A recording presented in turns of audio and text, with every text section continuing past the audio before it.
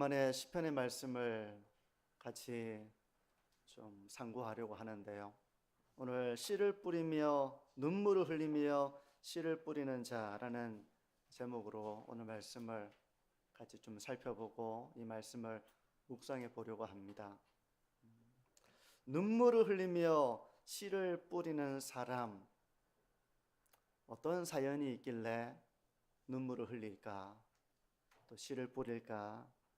우리가 국어 시간은 아니지만 어쨌든 시편 이 126편은 시의 형식으로 기록된 하나님의 말씀이기에 우리가 이 말씀을 찬찬히 들여다보면서 이게 오늘 우리에게 일깨워주는 하나님의 뜻이 무엇인지 그것을 사모하며 듣는 가운데 성령께서 우리 모든 성도님들 각 심령 속에 깨우치는 말씀으로, 위로의 말씀으로, 지혜의 말씀으로 역사하는 은혜의 시간이 되기를 바랍니다.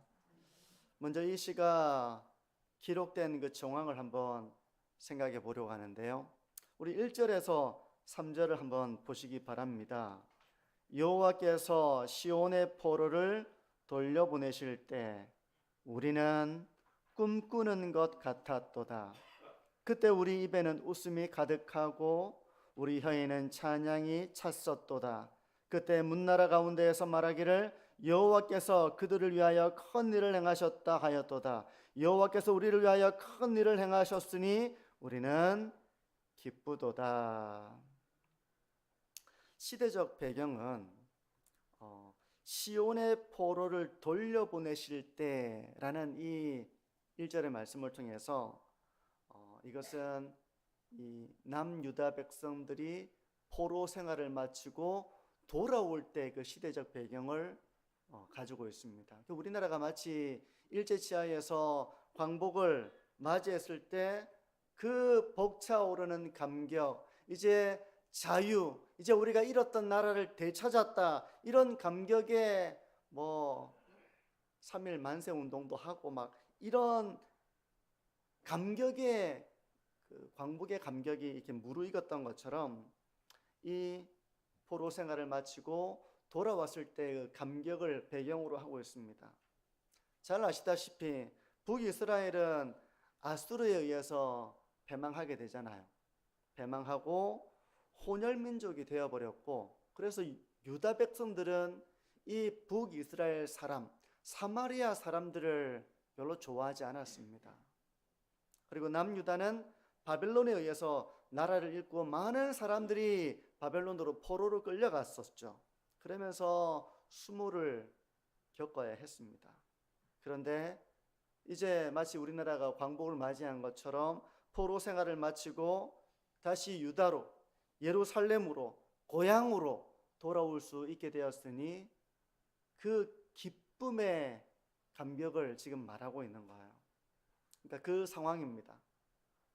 이제 드디어 고향으로 돌아왔습니다. 상황이 어땠을까요?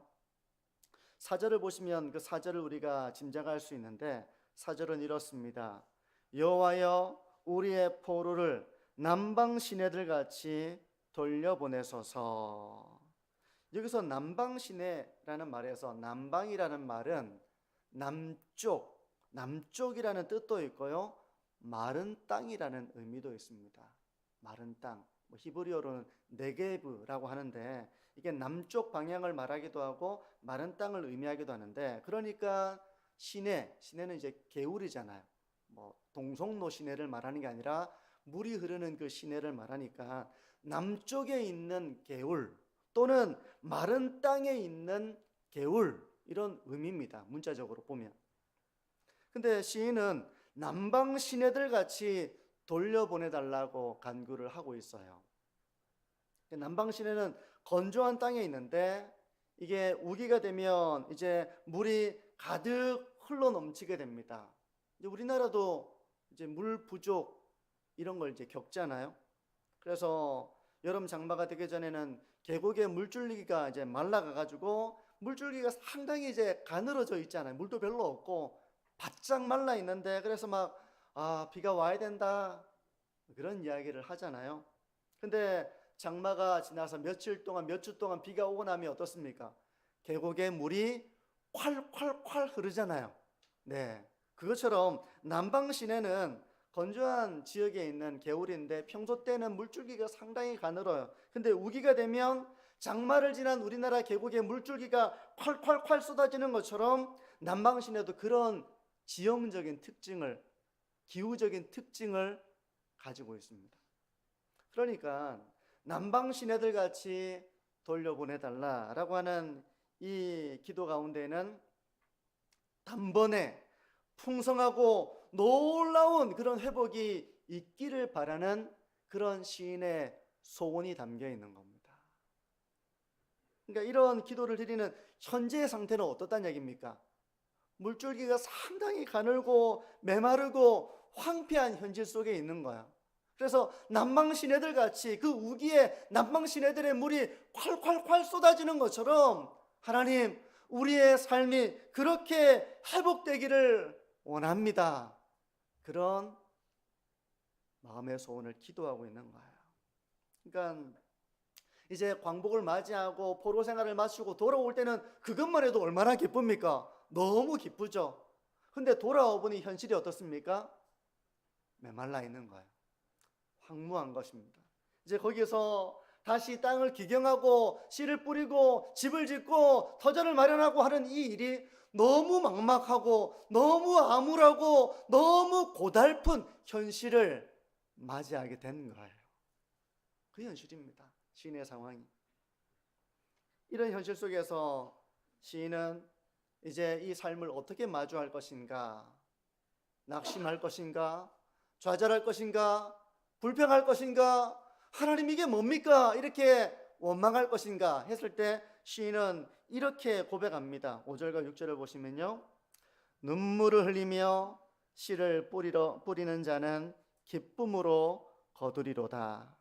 울며 씨를 뿌리러 나가는 자는 반드시 기쁨으로 그 곡식단을 가지고 돌아오리로다. 어떤 시인의 의지가 엿보입니까? 비록 현실은 상당히 고달픈 상황이지만, 그래서 힘겹죠. 이 고달픔 상당히 고통스럽고 힘겨운 그 상황이지만 내가 참 이런 고달픔을 이겨내며 눈물을 흘리며 내가 씨를 뿌리겠다 하는 그런 의지를 이제 결단을 하고 있는 겁니다. 내가 어려운 형편이지만 내가 낙심하지 말고 좌절하지 말고 땀을 흘리고 눈물을 흘리며 이 고생을 이겨내고 내가 일을 한다면, 수고한다면 언젠가는 기쁨으로 곡식단을 얻게 하실 그 하나님을 바라보며 그런 결단하고 있는 시인의 모습을 이 시는 보여주고 있어요. 여기까지가 시편 126편의 내용입니다. 본문 말씀만 풀어서 이렇게 봐도 우리 각자가 깨닫게 되거나 또 묵상이 되는 부분이 있을 것입니다. 근데 또 그게 또 잘 안 되는 분도 계시겠죠. 이게 무슨 말씀일까? 나하고 무슨 상관이 있는 말씀일까? 그래, 유다 백성들의 상황은 이해하겠는데 이게 오늘날 나와는 어떤 관련이 있을까? 이 연결고리를 묵상하는데 또 그게 잘 안 되는 분도 계실 겁니다. 그래서 이 본문이 우리와 또 나와 무슨 상관이 있는 말씀인가? 이걸 좀 저는 두 가지로 좀 묵상하면서 말씀을 적용하고 싶은데요. 첫 번째, 먼저 저는 이 말씀을 우리 공동체적으로 좀 적용을 해보고 싶어요. 공동체적으로. 오늘 주보에 사역 지원서가 이렇게 같이 삽입이 되어 있습니다. 이제 때가 된 거예요. 연말이 되었고 이제 임명을 한 달 정도 남겨두고 있습니다. 이제 10월 마지막 주니까 11월이 지나고 나서 12월 첫 주에 우리가 임명을 맞이하면 그 임명에는 2026년도를 섬겨나갈 우리 이제 직분자 성도님들을 세우는 이제 그 날이 있어요. 그런데 사역자를 모집하는 일은 항상 어렵습니다. 네. 요번에는 어렵게 안 하실 거죠? 네. 항상 어려워요. 교회 사역이라는 것이 멀리서 보면 좀 참 좋겠다, 보람이 있겠다, 해보고 싶다, 즐겁겠다, 함께 어울려서 봉사하면 어떤 기분일까, 재미있겠지, 이런 마음을 가지게 됩니다. 저도 처음 사역자 이제 신학교를 가고 사역할 때는 그런 기대가 있었어요. 교회에서 사역하는 것이 너무 이렇게 기대가 되고 막 설레고 그런 게 있었습니다. 근데 어떤 일이든 직접 해보면 어떻습니까? 직접 해보면 참 어렵거든요. 생각했던 것과는 다르게 이게 이런 어려움이 있구나라는 걸 알게 됩니다. 해보지 않으면 쉽게 보이고 별것 아닌 것처럼 생각되지만 실제 해보면 이게 이런 과정에서 이런 결과가 나오는구나 라고 하면서 그 일을 하는 분을 새롭게 보게 되는 겁니다. 자식들도 부모가 되보면 부모가 어떤 건지를 아는데 부모가 되기 전에는 부모가 뭔지, 부모가 어떤 삶을 살아가는지 잘 모르잖아요. 근데 부모가 되보면 부모라는 것이 이런 거구나 하면서 이제 부모가 되고 나서 부모님을 생각하는 마음이 좀 철이 든다고 그럴까요? 이제 그런 마음이 되잖아요. 해보면 이게 어려운 부분이 이런 부분이 어렵구나라는 걸 알게 됩니다. 그래서 연말 임명을 앞두고는 뭐 대형 교회든 소형 교회든 모두 마찬가지로 사람을 찾기가 참 어렵습니다. 대형 교회도 마찬가지예요. 그리고 우리 교회처럼 뭐 규모가 크지 않은 교회도 마찬가지입니다. 근데 왜 이렇게 임명이 어렵나? 왜 이렇게 사역에 동참하는 걸 많은 사람들이 주저하는가? 이걸 어려워하는가? 그래서 회피하려고 하는 사람들이 생기는가? 저는 그 이유를 몇 가지로 좀 생각해 봤는데, 첫 번째는 뭐 교회 사역의 어려움 중에는 뭐 몸이 힘든 것도 있겠죠. 몸이 힘든 것도 있습니다. 일단은 피곤합니다. 시간을 내 가지고 몸으로 섬겨야 되는 부분이 많아요. 그런데 몸이 힘든 건 참아낼 수 있어요. 그런데 정작 마음이 힘든 경우가 생기는 겁니다. 교회 사역을 하다 보면 몸이 힘든 건 당연한 거죠. 몸이 피곤하죠. 일찍 일어나야 되고 준비해야 되고 섬겨야 되고 봉사해야 되니까 몸이 힘듭니다. 근데 더 힘든 건 마음이 힘든 경우에 마음이 힘든 경우. 이제 우리 교회도 뭐 교육부서도 있고 여러 기관도 있고 목장도 있고 하면 부서장이 되든 기관장이 되든 순장이 되든 그 자리에 가서 느끼는 심적인 어려움이 있습니다. 그 심적인 어려움 중에 하나는 외로움이에요. 외로움. 네. 특히 열심을 가지면 가질수록 그 자리가 외롭습니다. 외로워요. 단체 문자를 보내면 문자가 우리 교회는 100% 나오죠. 네, 우리 순장이, 장로님이, 뭐 부서장이 오늘 모임이 있고 이런 날 계획이 있고 하면 우리 성도님들 다 답장하시죠. 고맙습니다, 장로님, 권사님, 고마워요. 너무 수고 많으세요. 이렇게 문자 다 하시죠. 우리 교회는 그렇잖아요. 근데 많은 교회들이 문자 보고 나서 그냥 아무런 답도 없고, 그러니까 앞에서 이렇게 수고하는 분들이, 섬기는 분들이 외롭다는 겁니다. 혼자 뭐 그냥 우리가 젊은이들 말로 생쇼하는 것 같다는 겁니다. 막 하는데 아무도 호응을 안 해줘. 안 해주는 이런 일을 해야 되는 나 자신이 되게 인정받지 못하는 것 같고 환영받지 못하는 것 같고 내가 부족해서 그런가 이런 생각을 하면서 외로움과 이 부족함이 자기를 괴롭히는 거예요. 마음이 힘든 거예요. 그런 심적인 어려움이 있습니다. 그러니 우리 성도님들, 앞서서 일하는 분들이 이렇게 외롭지 않도록 우리 만천중앙교회는 답장도 잘해주시고 그리고 격려도 잘해주시고 그런 교회 되기를 축복합니다. 외로워요. 두 번째는 외롭기도 한데 어떨 때는 사람들로부터 고맙습니다 이런 이야기를 듣기보다는 때로는 따끔한 비난을 받습니다. 여러분, 앞서서 일하면 고맙다는 말보다는 잘못을 지적하는 말을 더 많이 듣게 됩니다. 더 많이 듣게 돼요. 잘한 건 어떻습니까? 우리 교회는 잘한 걸 찾아내가지고 말하는 교회 되어야 되겠죠. 근데 이제 많은 경우는 잘한 건 말을 안 해요. 잘한 건 잘한 거지.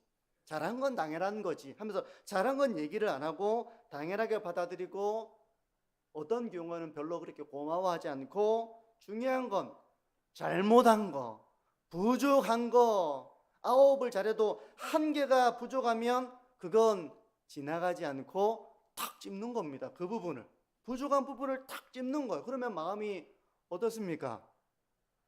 참, 사람이 완벽하지 못하잖아요.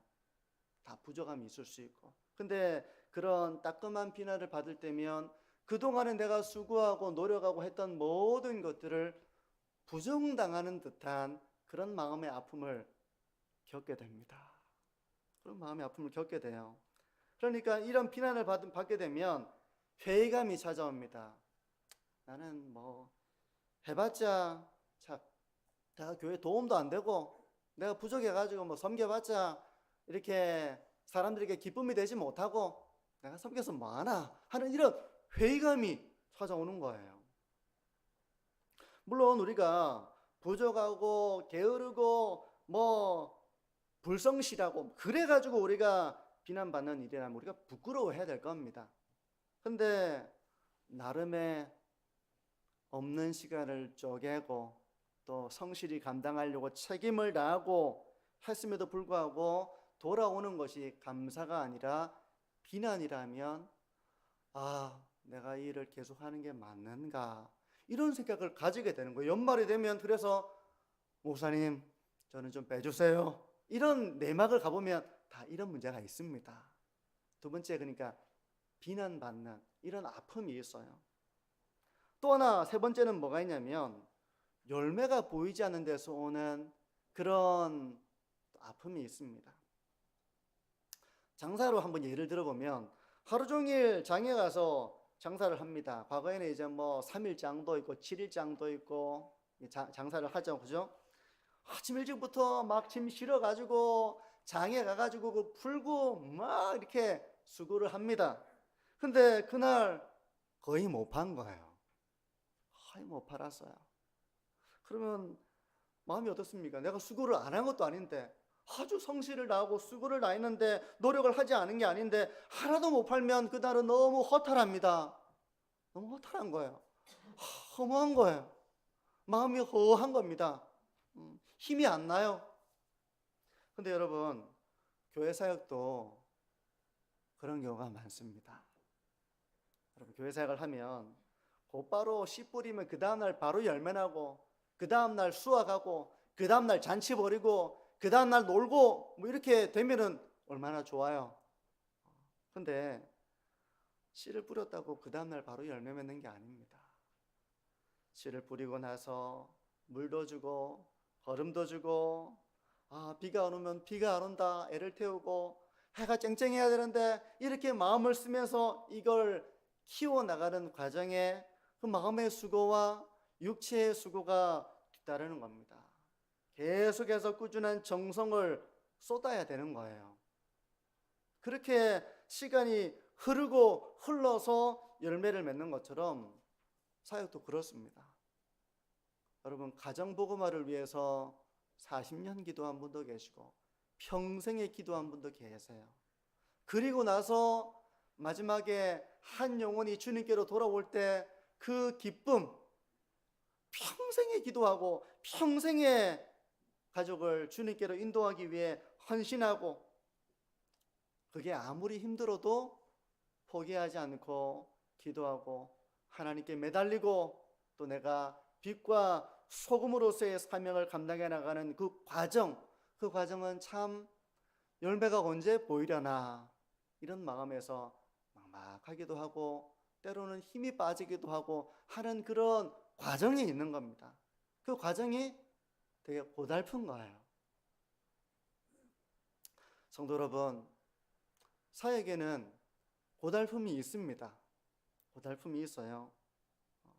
때로는 그런 어려움도 있고 고달픔이 있지만, 그럼에도 불구하고 우리 만천종학의 모든 성도님들은 눈물을 흘리면서 씨를 뿌리는 그런 충성된 하나님의 자녀들이 되시기를 축복합니다. 주일 아침마다 차량을 운행하는 우리 장로님, 집사님 이렇게 로테이션으로 이렇게 하기도 하고 뭐 여름 행사, 겨울 행사 때 또 운전을 해주시는 분들이 계시잖아요. 그거 결코 쉽지 않습니다. 주일마다 남보다 일찍 일어나서 준비해가지고 한 주 내내 일하고 주일날 그 사역을 하는 게 여러분 결코 쉽지 않을 것입니다. 규모가 큰 교회는 보통 이제 교회 버스를 운전하는 기사를 채용합니다. 근데 규모가 또 채용하지 않는다 하더라도 로테이션 하는 그런 여러 사람들이 감당하기도 하는데 우리 교회는 별로 그런 게 없습니다. 한번 감당하면 그냥 가는 거예요. 가는 거예요. 네. 바꿔줄 사람이 없어서 제가 되게 미안합니다. 우리 성도님들 생각하면 참 고생이 많으시다 그런 생각을 해요. 주방봉사도 그렇습니다. 이 주방봉사 할 사람이 없으면 그때는 교회 식당도 자연스럽게 사라지게 될 겁니다. 코로나 이후에 교회 식당이 사라지는 교회가 있습니다. 목사님 못합니다. 이제 못합니다. 이렇게 이야기하는 사람들로 인해서 교회 식당이 이제 사라지는 교회들이 생겨나고 있습니다. 그래서 주일날 식사를 제공하지 않아요. 우리 교회도 주방봉사가 쉽지가 않습니다. 네, 시무 권사님들이 주방봉사를 돌아가면서 하시잖아요. 근데 권사님 중에는 생업이 있는 분도 계시고 주일에 주방봉사만 하는 게 아니라 뭐 찬양대도 섬기시고 교사도 하시고 목장의 순장도 하시고 기관장의 부서장도 하시고 이런 분들이 주방봉사까지 해야 되는 경우도 있고요. 또 여러 가지 상황으로 이게 쉽지 않겠구나. 왜 이게 어려운가를 제가 생각해 보면 참 나름의 이유가 있고 참 힘드시겠구나 그런 생각을 합니다. 목장의 순장도 그렇습니다. 아까도 말씀드린 것처럼 목장에 이렇게 성도님들이 소극적으로 참여하는 것에 비하면 목장의 순장 또 우리 장로님 또 인도하시는 분들은 상당히 부담을 갖고 그 자리를 준비해야 되거든요. 성도의 아름다운 교제를 위해서 헌신하는 일은 참 어려울 때가 많습니다. 그 힘든 걸 생각하면 유혹이 생기죠. 이제 좀 그만두고 내가 좀 그냥 내가 도와주는 사람이 되고 싶다. 이런 생각이 들 수 있습니다. 들 수 있죠. 그리고 한 해 한 해 은퇴자들이 생겨나면서 남은 직분자들의 몫이 점점 커지고 있는 것도 교회마다 그런 한 어려움의 한 부분이에요. 지금 교회들마다 30대, 40대, 심지어 50대까지 교회 허리축이라고 하는 분들이 교회 점점 약해지고 있습니다. 그러니 예전에는 많은 분들이 돌아가면서 섬겼다면 은퇴하고 나면 새로운 분들이 올라와서 그 자리를 맡았다면 이제는 그런 분들이 없는 거예요. 안수 집사님들도 점점 이전보다 책임이 무거워지고 시무 권사님들도 마찬가지입니다. 당회원 장로님들도 마찬가지입니다. 제가 어느 교회를 가보든 장로님들의 수고가 참 많습니다. 근데 그 많은 수고에 비해서 성도님들의 지지와 사랑을 받지 못한 채 수고하는 장로님들을 저는 많이 봤거든요. 참 고생스럽다. 저는 이 모든 상황 속에서 우리 성도님들의 마음에 쓴뿌리가 생겨나지 않으시기를 바랍니다. 목사님, 예전과 많이 달라졌습니다. 예전에는 사람이 많았잖아요. 젊은 사람도 많았고, 목사님 제가 지금 60인데 제가 막내입니다. 뭐 이런 이제 이야기들이 교회들마다 옛날에 60이면 교회 어른입니다. 30대가 부장 집사 할 때였습니다. 네. 근데 지금은 60대인 권사님들 또 집사님들이 거짐 교회의 젊은 축에 속하는 그런 시대가 되고 있어요.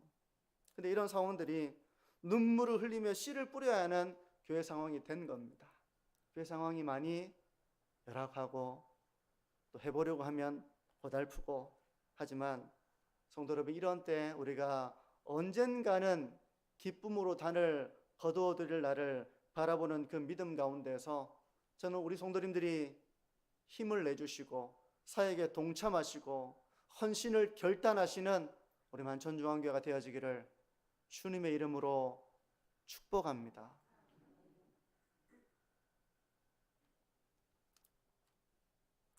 저는 또 오늘 이 말씀을 개인적으로도 좀 짧게 적용을 해보고 싶은데요. 공동체적으로는 이제 사실 교회가 맞이하고 있는 이 현실적인 어려움들이 많이 있는 데서 사역을 해야 되는 상황 속에서 사실 앞서서 섬기는 분들이 참 고달프다는 거, 그렇기 때문에 눈물로 씨를 뿌려야 한다는 이 점을 공동체적으로 좀 적용하고 싶고요. 또 개인적으로도 성도님들이 개인적으로 느끼는 삶의 고달픔들이 있을 것입니다. 어른들이 젊은 사람들을 볼 때는 참 좋은 때다 이렇게 볼 수 있지만 또 학생들, 청년들은 훨씬 더 낭만이 없는 그런 시대를 살아가고 있습니다. 경쟁과 쉼이 없는 그런 현실 속에서 고달픔을 느낍니다. 우리 젊은 청년들과 학생들이 고달파요. 옛날에는 가난해서 힘들었다면 지금은 그런 문제는 아니지만 정신적인 어려움을 겪는 젊은 세대들이 많아지고 있습니다. 그만큼 정신적으로 힘들다는 것입니다. 또 학생들이 보기에는 막연하게 어른들의 삶이 부럽잖아요. 빨리 어른이 되고 싶다 이런 생각을 할 겁니다.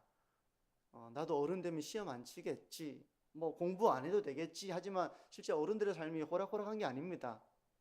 직장 생활도 쉽지 않고 또 남자들이 볼 때는 주부들이 편해 보일지 모르지만 직장이 있든 직장이 없든 가정의 일이 끝이 없습니다. 가정 복음화를 위해서 또 영혼을 주님께로 인도하기 위해서 기도하고 사랑으로 헌신하고 하는 그 모든 과정도 상당히 어떨 땐 지루합니다. 열매가 보이지를 않는 거예요. 여러분, 그 어떤 고달픔이든 지금 우리 성도님들이 주어진 삶의 자리가 하나님께서 보내시고 맡기신 자리인 줄로 아시고 그 자리에서 최선을 다하여 눈물로 씨를 뿌리는 이런 삶의 길을 걸어가시기를 축복합니다. 어려운 일이겠죠. 제 얘기를 잠깐 하면요, 제가 사역을 하고 나서부터 늘 부담을 느낀 게 설교였습니다.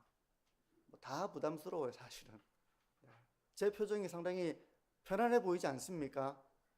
제가 주일날 제 삶이 어떠하든 우리 성도님들 앞에서 제가 가장 환한 모습으로 성도님들을 맞이해야지, 제가 어느 순간 그 다짐을 했어요. 근데 늘 사역적으로는 부담을 가지고 있습니다.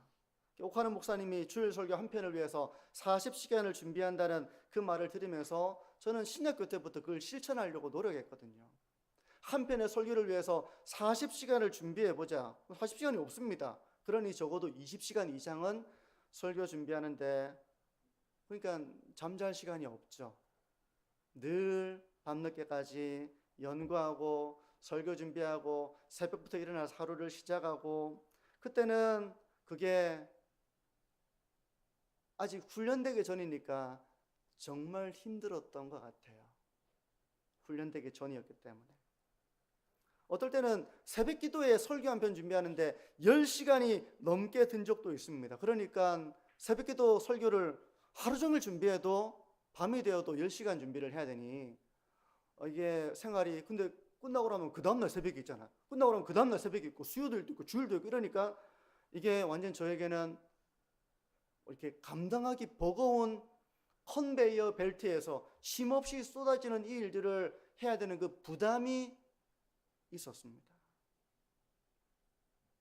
근데 제가 그런 과정에서도 포기하지 않고 설교 사역을 감당해 오기를 참 잘했다, 그런 생각을 합니다.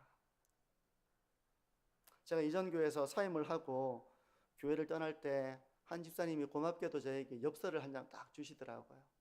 근데 그 중에 제가 너무 위로가 되었던 내용이 있어서요. 이 내용입니다. 토시 하나 바뀌지 않고 그대로 제가 인용을 해보면요. 단 한 번의 설교도 놓치지 않으시고 최선을 다해 복음적인 말씀으로 가르쳐 주셨던 목사님의 설교 잊지 못할 겁니다 하는 이 내용이 이제 적혀 있는데, 제가